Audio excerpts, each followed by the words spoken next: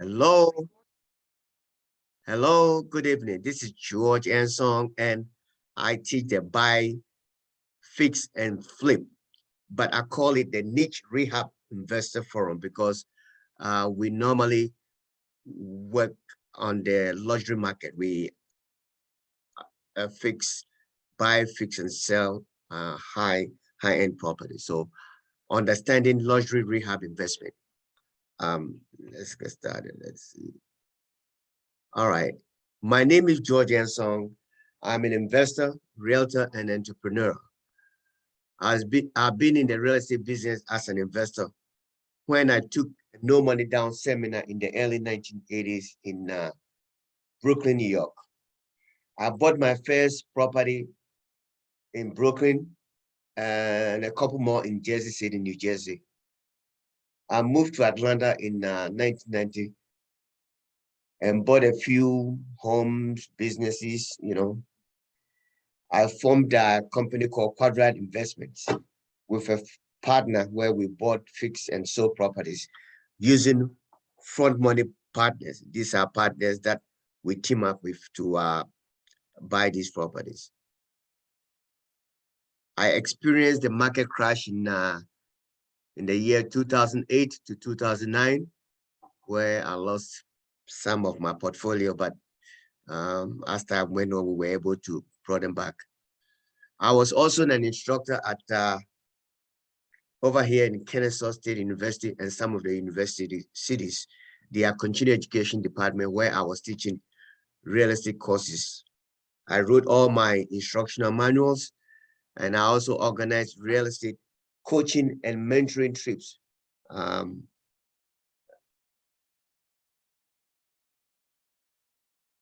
I went on the field trips with my investors to gain first-hand experience. Currently, I have set up a company called GAV Capital Partners. I work with a construction company, Triman Enterprises. It's a licensed contractor where we work and manage our projects. Both of us have over 30 years experience.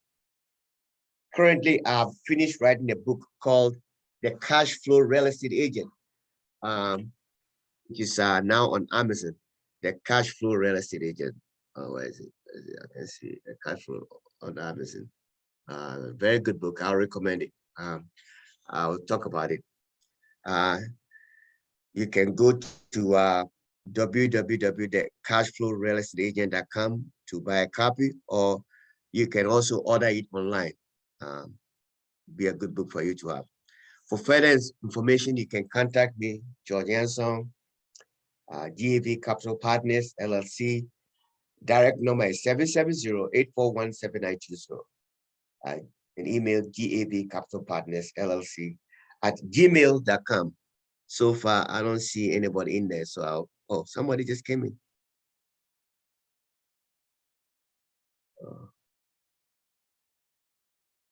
Hello. Michael. Allowed to talk. Hey, Michael, how you doing? Oh, I'm doing fine, thanks. Okay. Did you hear everything that I was saying? Yes, I did. Okay, we're going to get started. If you have, it's just you on, right? So which is good. It's like a one-on-one coaching, right? Okay. One-on-one coaching or mentoring, right? So if you have any questions or if you have anything to, just let me know. Okay. Good to have you on. I thought nobody was coming on, so I'm happy to get to. Okay, let's see what's going on. Okay, just a minute. So how come I can see myself now that I see you? Can you see me? Or you unmute yourself. Hey, Michael, you can unmute. You can hold on a second. Yeah, you can unmute. You don't have to mute yourself, right? Okay. You don't have to unmute yourself. Can you see me? Yes. How come I can't see myself? Anyway, that's all right. Okay, let's get going. All right, now, before we go into the lesson, right, I always have an outline where I said that the 10 building blocks of a real estate investment. This is general overview, right? This topic or this topic that I'm going to talk about also is, I mentioned I wrote a book, right? It's also in the book, so I'm going to look at it as I go over it, right? First thing is real estate investment. First thing is education, right? It's very, very crucial. Like how you've taken your time. I know you're busy, but you've taken your time at least to come and listen and learn more about what's going on in the market, right? So I believe that as investors, we have to educate ourselves. And there's so many nowadays with the internet. There's a lot of platforms that you can learn about real estate investment. For example, books, blogs, a lot of real estate forums, networking. Like I belong to like the Atlanta Real Estate Investors Association, where I network with like-minded people. Seminars, uh, webinars, podcasts, mentors, continuing education, and even this forum, REI USA, which is one of the premier online real estate education forum. It's pretty, very, very good to at least um, educate yourself. So you'll be, because there's a direct correlation between real estate investment, what you know and what you can do. It helps a lot. So I always advocate educating yourself. The second thing that I'm going to talk about is what I call your winning formula. A winning formula to me are rules you design to help you achieve your investment goals. For example, in this forum, my winning formula, for example, as an investor, is to buy property in a certain neighborhood at a certain price and sell it at a certain price point. My winning formula that I have devised over the years is we buy and we sell in the high-end market. Most of the properties that we do and sell are in the $500,000 price range and over. So that is my winning formula. All right. And because of that, I try to study the local market so I'll know what's going on. I know which area that I have to zero in or which zip codes that I have to zero in. Okay. It helps me to narrow down what I'm really it helps me to narrow down exactly what I want to do. The next thing that I also advocate is that you have to have a team, like I'm doing rehab, right? So I have to have a good surveyor, a good engineer, a good appraisal, a good loan guy. They all a team that I put together or that you put together to help you achieve your goals. The next one is capital to complete deals. All right. I always believe that capital is very limited. And to the extent that one is able to learn how to raise capital, you'll be able to do a lot of deals. Because if you have a deal, you have money, you have one deal, you did it, you're working on it, and another deal comes, you won't be able to do it because your capital is limited. So I'm one of the people that really believe in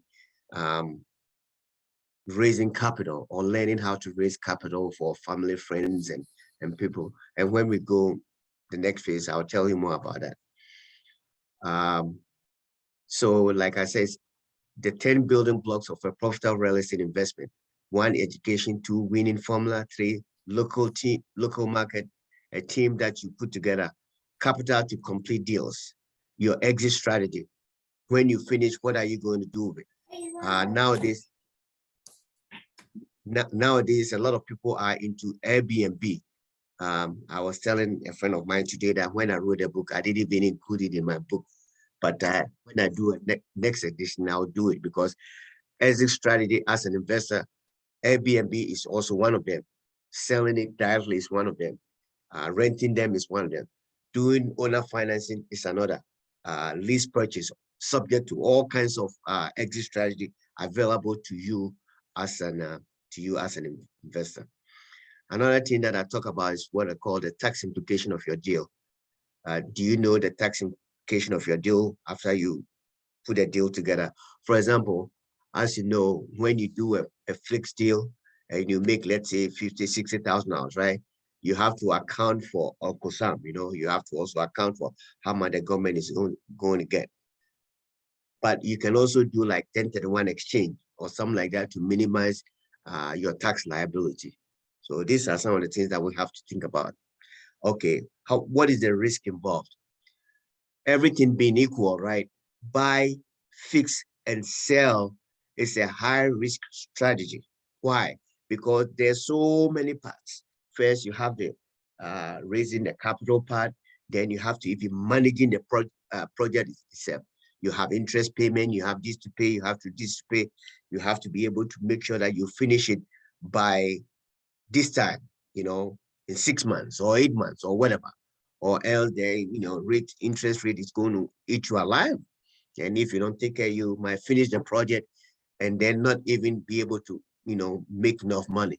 So these are all some of the things that we have to consider if we get involved in like buy, fix, and sell.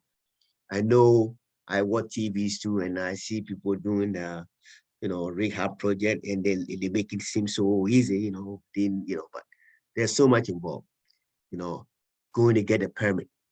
When we did a deal that last year, no, 2020, we did a deal, right? And we were trying to get permit, right? It took us almost 6 months. 6 months to get a permit. Meanwhile, you have to be paying your interest payment and stuff like that. But there's so much things involved in it. And then the time involved in a rehab project, it's a very, very time consuming.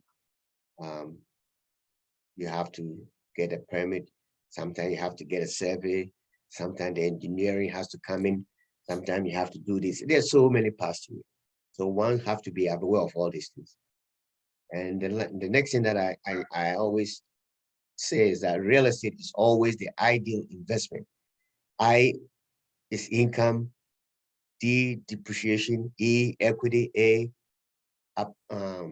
appreciation, and L is leverage. So that's what I call it, the ideal investment. So those are the 10 building blocks of a profitable real estate investment that I try to summarize it before we go to our actual testing. Do you have any questions so far before I move on, Michael? No, not yet. No. Okay. Now,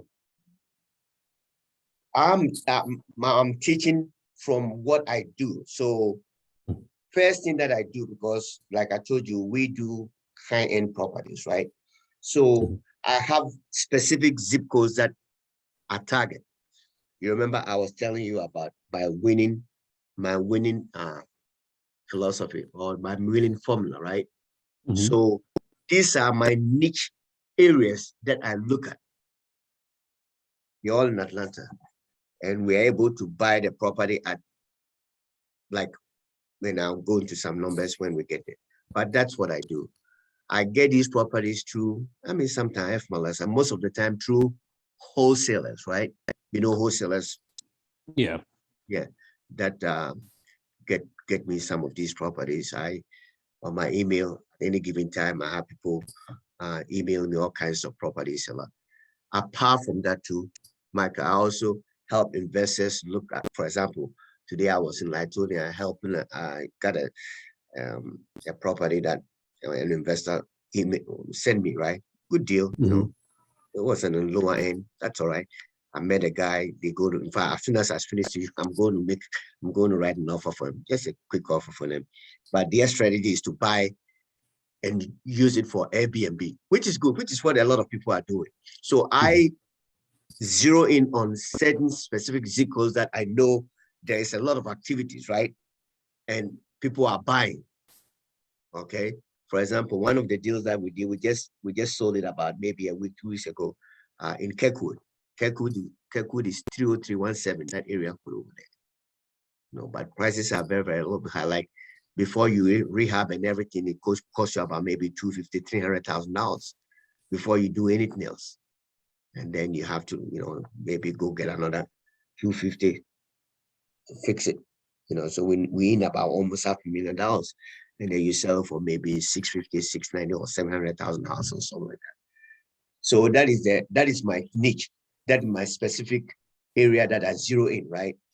Have you thought about a niche or area that you go to, if that's what you want to do? You've thought about, Michael? Actually, not yet. I'm just new to it. Okay, I And see. I I was see. just just trying to get more information, Okay, basically. okay. All right, good. All right. So, but my winning formula is to identify an area. So that's something that you might even think about as you learn and you go through, the learning and find out what you do, right? Area that you like, what you like to do, and zero in. So I believe that when you zero in, you're able to know more and you are able to make more money, in that Mhm. sense. So what I do is I identify specific zip code that I zero in, right? The second thing is that because most of the deals that we are doing, it costs a lot of money, right? So I Right. try to identify 2 or 3 people that I will partner with, okay, to Mhm. help me, because when you are doing like rehab or construction, whatever, there is something that we call soft cost, SOFT. All right. Mhm. Soft cost is like plans. We have to draw plans, architectural plans, right? Permit that we have to go to the city or the zoning department, survey that we have to do, engineering. Sometimes, like the proper we did, the engineer have to come in to make sure that everything is sound, right? Now, Mhm. an arborist, believe it or not, this is like in Atlanta, for example, there might be, maybe you might have to cut some trees, right? And Right. you have to go get a permit to do it. So we have to um, figure in how much that is going to cost us, right? Maybe we're going to rent a dumpster to, dump, if we're doing what do you call it, tear down, right? We have to hire Mhm. them, trash remover, carrying costs, how much is going to carry us, how much the mortgage payment is going to be whilst we're doing these things, right? Insurance payment, utilities, property taxes, right? So my fund money partners are able to fund me or help me. Let's say we raise about $25,000 from them, right? 10,000 each or 20, whatever it is, right? So Mhm. these, then we try to pay them some interest or give me something on the back end when before we sell the property, right? So these people are able to help us fund these expenses before we go to the construction company or the mortgage company or hard money lenders to get, hard money. You've heard of hard money lenders, right? Right. Yeah. So before we go to them, we have to get all these together, right? And some of these might cost us maybe 10, 15, it depends. All right. So these fund money partners are the partners that will bring them in to help us fund this cost before we go to the bank to go get a loan or the construction loan. Okay. Does it make sense? It does a little bit, yeah. Yeah, a little bit. It will take a while, but that's what we do. So first, I identify the areas that I want to buy, right? Mhm. I see something that I like. I take a look, walk around, and all that. I say, hey, we might need an agricultural plan. We might need this, we need this. So then I bring my fund partners, my fund money partners. I call them. They come in. It might be 2 or 3. We raise about 10, 15, or $20,000 that we're going to cost to do this. All right. Mhm. Then we next thing we're going to do the numbers, understanding the numbers. This is how come I don't see myself? Okay, let me just do that before I mess up. Anyway, this is very, very important, right? Do you have a pen and paper on you? Yes. Mhm. Good. When I see a piece of property, right? Before we buy, I'm going to tell you the formula that I can use. First, we have to find out how much how much we can sell it for after we fix the property. All right. So Right. call it ARV, right? After Okay. repair value. Okay. After we repair the property, we're going to sell it for 650. All right. Right. And this is actual example. Okay. This is actual example. Now, Okay. the purchase price of this property is 169, Okay. 169,000. Construction costs, like we're going to the bank, we're going to get the money, 250. So if you add the construction costs, right, and the purchase price, right, it Mhm. comes to 419. Okay. So, Right. Plus or minus the gross profit on this deal is just the net, just the crop, right? Mhm. It's 231. It looked like a lot of money before you start paying your investors that you brought in. You have to hire, an agent to sell the property for you, all kind of expenses. But I'm just leaving this at that, right? Right. That's how so even, let's say you okay, let's say this, then I'll do an example. So let's say now, but apart from that, we have a way of also calculating how much we have to offer on a property, right? Right. Doing a buy fixes. We call it the Rule 70. Rule 70, right? Mhm. Rule 70 said that you take the ARV, which is the after repair value, how much we're going to sell the property for, right? We said we're going to sell it for 650, right? Mhm. And then we multiply that by 70%.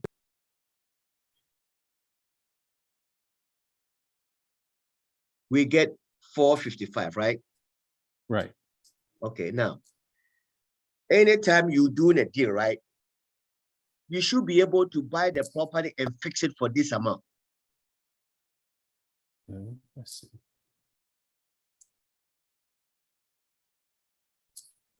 In the example that I showed you, right? So 455, right? Right. Minus 169, which is the cost of the property that we bought, right? Right. The difference is 286. That is how much, at least, we should be able to that is how much it will cost, plus or minus, it will cost us to fix the property. So this means, in other words, this is such a good deal because our construction cost, when we did the first one, our construction cost was 250. So, and we're buying the property for 169. So if you add the two, it comes to 149, right? Purchase and construction cost. But when I use the 70% rule, right? It even gives us more money to play around with, about $30,000 plus or minus.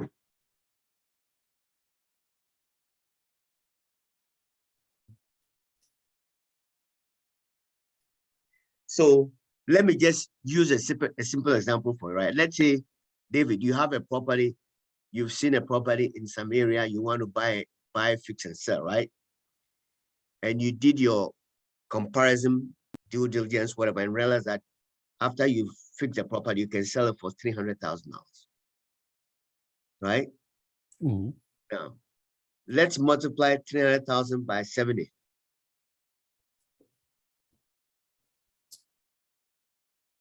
It's 2,100, right? Right. 21, 210. Let me see. One second. Let's see. 300. Yeah, 210,000. That means, and let's say the property that you saw is $100,000, right? Mhm. That you go to buy to Right. fix. That means you have 110 to fix a property, which is which in this case will be pretty good because mostly it will cost about plus or minus around that time, around that, how much is going to cost you. All right. That means you have, so if you supply the 210 from the 300, that means you have $90,000 plus profit Okay. before you account for agent fees and all kinds of stuff. Mhm. So most of the time, deals like this, the investor might work out with maybe $45,000, $50,000 plus or minus, depends how efficient they manage the rehab project. Do you have any questions on these numbers? Don't It's very, very think important. so. I don't think so. It looks pretty straightforward. Okay, okay. This is just a bare understanding, how to Mhm. work the numbers. Like, for example, when my investors or the wholesalers send me their properties for me to take a look, right? I just work these numbers to see if it makes sense. I look at the comps, I look at, you know, I don't even go look at the property until I do the numbers, see if the numbers make sense, right? Before then I'll go take a look. Because the numbers is really what tells the story. It really tells us what it's looking for. So then the next one is managing the rehab process. This is an area where it can be very, very challenging. Having somebody that is really experienced and can help you manage the process from A to Z. Okay, that's one area that a lot of people, because sometimes, contractors, the delays, there's this, supplies didn't come, prices fluctuating all over the place. So the key, in my case, I've known my contract that the people that we are like, we've teamed together, we're like, what do you call it? A partnership together, right? So when we buy, they come in. So we have people that we raise the money from. Then we have the construction company. Then, so we have the team together. You remember I was telling about team in the beginning, the 10 building blocks.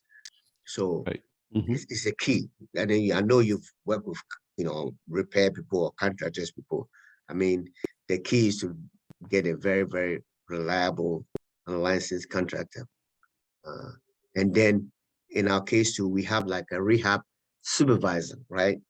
That keeps an eye on the timeline, on the budget, so that we can be budget. Because there are times when, like one deal that we did, we were so over budgeted, it was crazy. So that's an area that you really, really, if you're doing a rehab, it's I can't stress that enough, because it could be very, very challenging. And especially in our case, when we started, like not when we started, when we did one in 2020, that's when the COVID hit, so just and the city or the bank, they don't care. I mean, they have one of lenders, we still have to pay the interest and stuff like that. So it added a lot into our profit. And then I don't know, I know maybe you've heard about it. The city even came and put what we call stop order, right?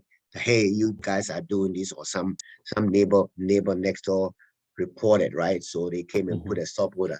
That takes another 6 weeks for us to correct everything, So it could be very, very challenging, But if you have a good general contractor and that they know what they're doing, they're able to really help.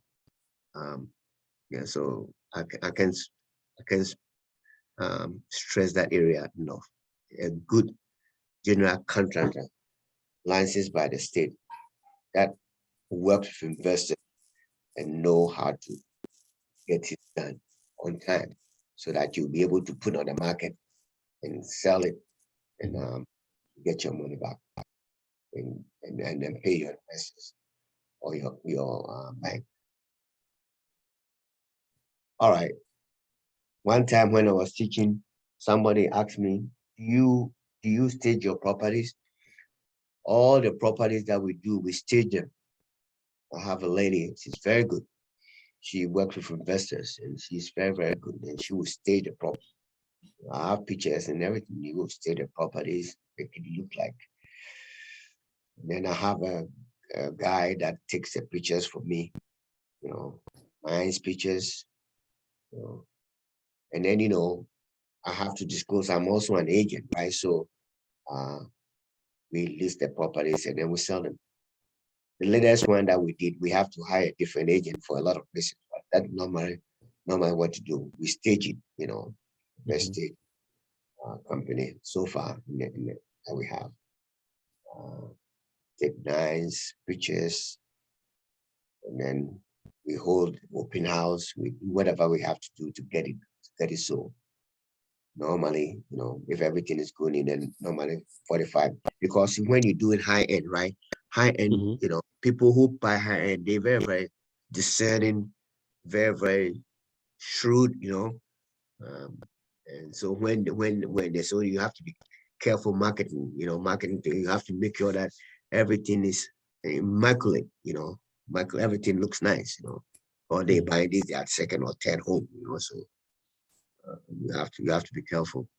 But then when they come, they pretty good. They are sophisticated buyers, so They come, they take a look, normally it goes to closing, or they have the down payment, they have excellent credit and stuff like that. So I like marketing to or working in the high end market. Because when they come, they like it, that's it. They're going to, they don't normally nickel and dime and stuff like that. You know what I mean? Right. So in summary, right? That is the process that I take. I go when I have a property that we're doing. First thing is, like I said, is get my investors together to raise money for the soft costs. And then when we do that, we have all the plans, and then we go to the hard money lender who lends us the money. Of course, we've been doing deals with them. As long as the deal makes sense, they will just loan us the money. That is the easiest part, Nowadays, too, there's a lot of them. There's so many hard money lenders all over the place, or there's so much money around, to borrow and fix, Sometimes they might ask if you are experienced or if you've done it one or two before. But the key to that is just partner with another investor who has done it a couple of years before. And then you can just they will just approve the money in 21 and 7 to 15 days. You are approved and you're ready to go. Some people also buy cash for the property. You can buy cash for the property, and then at closing they will give you the money for that you use to pay cash, and so fund the project for you. And how they do is that when you start, when I said a pre-construction cost, when you start, right, you have to start, like, let's say they gave you the money, right? You have to have your own money to get started, like do the foundation, whatever. Before you do the foundation, then they will come and inspect. That is the bank, and then or the hard money, they give you the money. You do the framing, they come and inspect, and then give you the money. You do sheet work, whatever. So it's a process. That's how they pay you until the end, when they give you the last money to complete everything. Do you have any questions for me? So far, You should. no, I don't. I'm still just listening and just getting an idea. I see. So have you like thought about what you planning to do, or which area you leaning towards, or? Well, I thought at first wholesaling, but then I was thinking more of just the possibility of finding, buying, fixing, and maybe renting. Okay. They call it BRRR, whatever strategy it is. Normally you buy, fix, and then you refine it, because normally when you fix, right, you're going to get money from the hard money lenders, which their interest rate is very, very high, right? Let's say Right. in 9, 10, 11, 12%, whatever. So what most people do is, once they finish the rehab, like the rehab process, then they will go to the bank and refinance the loan to a conventional loan or something like that, with a better rate, maybe 4, 3, 4, 5%, right? And then they rent that. That's a good strategy. And even now, what a lot of people are doing is also buy, fix, refinance, and then do Airbnb. Airbnb. Exit strategy. For example, the property that we did a property in Kirkwood that just sold, right? The buyers, the property was $680,000. Believe it or not, the buyers are going to use it for Airbnb. Could you believe it? Okay. But they're going to charge. It's nice. They're going to charge a lot of money. So that's another strategy too that you can also be thinking about. Okay. But I also like what you're doing, right? Just trying to get information, because there's so much. It's such a vast area, really. A vast area. Talking about even mobile homes, industrial park, whatever, all kinds. So in the beginning, it's kind of hard to see where you want to zero in, which is understandable, right? But like you're doing, and I encourage you continue to, because with REA format, right? They have all kinds of people. There's a lady that even teaches Airbnb that Okay. I'm going to take the course myself because I don't know too much about that area. You see what I'm talking Right. about? Educating yourself, because there's so much going on. Because maybe 5 years ago, Airbnb wasn't a big deal. Like I was telling a friend of mine, even when I wrote my book, I didn't include Airbnb, which is crazy because I wasn't thinking about it. So it's good. For example, next year or so, I'm trying to move into like storage that our founder is doing, Oh, Stacy. okay. That's what I'm thinking about, right? Because I'm I'll be like you when I go into storage because I don't know too much. So one thing about real estate, like if you if I having training with me, so it's always learning, always something to learn. No, always expand your mind. Always, always, always. Always. And I've been doing it for a long time, but I'm always reading. I'm always taking seminars. I'm like a seminar junkie. I tell friends, I like seminars. That's how I started. My degree was in marketing finance, but I love real estate back in the 80s. I took a no money down course, and that changed everything. Anything there's a seminar, I take it. And then to be able to write a book in real estate investment, over the years. Oh, okay. The key is to learn as much as you can. But don't learn and then don't do anything, because sometimes in the beginning it will be very frightening. So the key also when you're ready is to get a mentor or somebody that to help you. Right. Stacy does mentoring. I'm going to continue doing that. So and then you ask questions, you read, and then you just get started. Okay. Do you have any questions? No questions? So far, no. Yeah, I'm Okay. just writing. I'm just writing right now. And Okay. definitely listening. And you have my email, right? We REI USA. I like Stacey's philosophy, right? Set up the platform so that at least you get to know the teachers. Like I've taught you and I've met you, but I've taught you. So when I've known your name, Maka Chatman. So if you have any questions or anything, you say, hey, I've seen this deal. I want to write it by you. What do you think? Or I was thinking about this. What do you think? You can always email or text, and I'll be more than happy. Okay. All right. Yeah. All right. If you don't have any questions, then I'm just going.